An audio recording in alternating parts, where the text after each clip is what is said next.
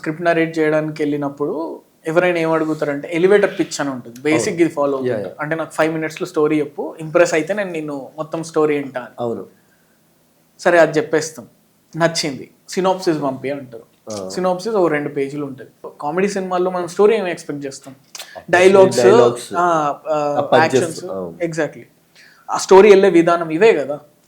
So ఆ సినాప్సిస్లో మనం ఆ డైలాగ్స్ అన్ని ఎక్కడ పెడతాం, బట్ అట్లీస్ట్ సరే ట్రై చేసి వీలైనంత ఆ 2 page సినాప్సిస్లో పెట్టి పంపిస్తాం.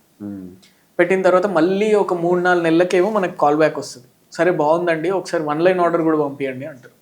మనం 1 line ఆర్డర్ కూడా పంపిస్తాం. 1 line ఆర్డర్ ఇంకా ఫుల్ స్టోరీ ఒక్కో సీన్ ఒక్కో లైన్లో అయిపోయింది. సరే నరేషన్కి రండి అని అంటారు. ఇదంతా ఇప్పుడు నేను చెప్పింది ఇక్కడ ఎలివేటర్ పిచ్ నుంచి ఇక్కడ వరకు వచ్చే వరకు ఒక 6 months ఒక ప్రొడక్షన్ హౌస్ నుంచి. ఏ ప్రొడక్షన్ హౌస్ అన్నది?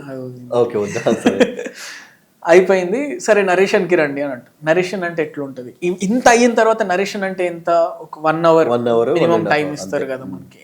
వెళ్ళి కూర్చున్న తర్వాత 10 minutes లో స్క్రిప్ట్ చెప్పే బ్రో అని. ఈ 10 minutes కోసం ఇక 6 months వెయిట్ చేయాల్సి వచ్చిందా? అంటే 10 minutes లో అంటే నాకేం ఏమనాలో అర్థం కాలే.